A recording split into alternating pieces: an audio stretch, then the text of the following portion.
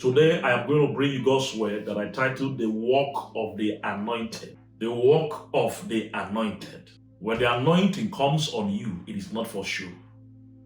God does not waste the anointing. He brings the anointing upon your life for a specific work in the life of His people. So today, I want to show us, by the help of God's Spirit, the different things that God will have us do with His anointing, which is investment upon our lives. In Isaiah 61, verse 1, the Bible said, "The Spirit of the Lord God is upon me." I'm reading from the Amplified Version. "Because the Lord has anointed and commissioned me."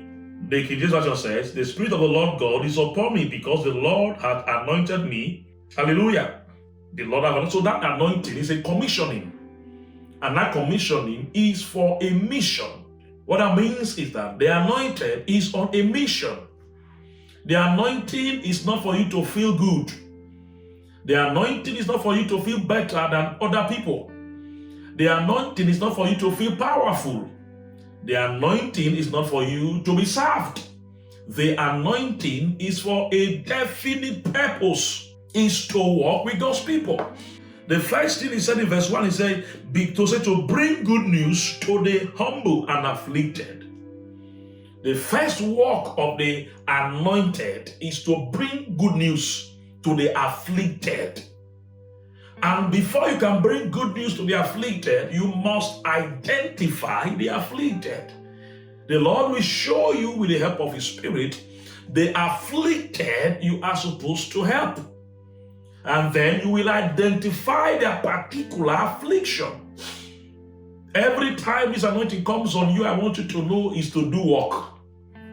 Acts chapter 10 verse 38, how God anointed Jesus Christ of Nazareth with the Holy Ghost and with power, who went about doing good. So the anointing is for a specific good.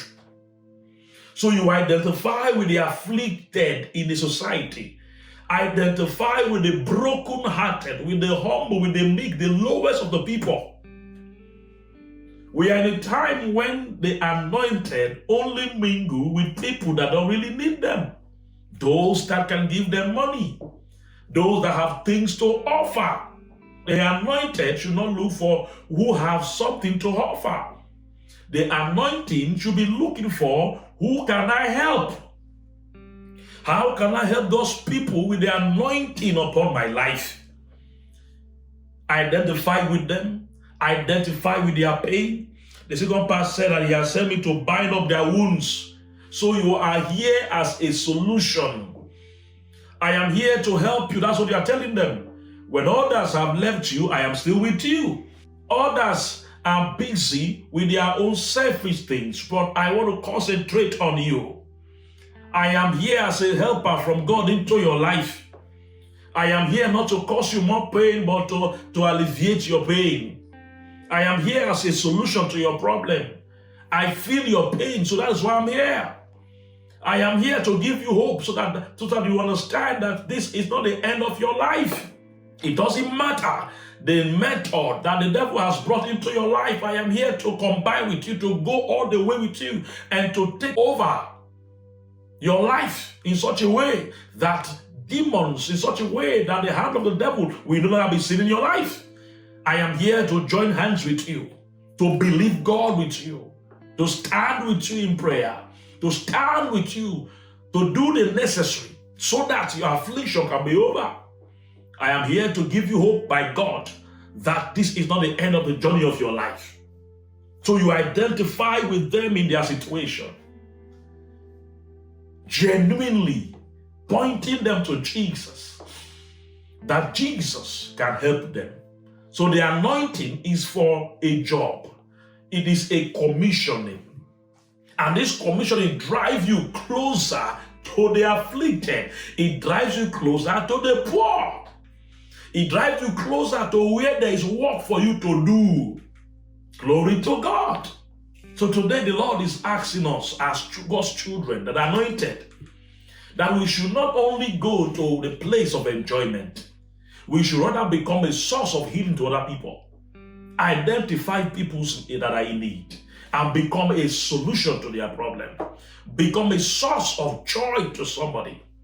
Alleviate the pain of someone. Be available to be used. We are in a generation where people don't want to be used. They want reward for everything, and they don't want to feel used.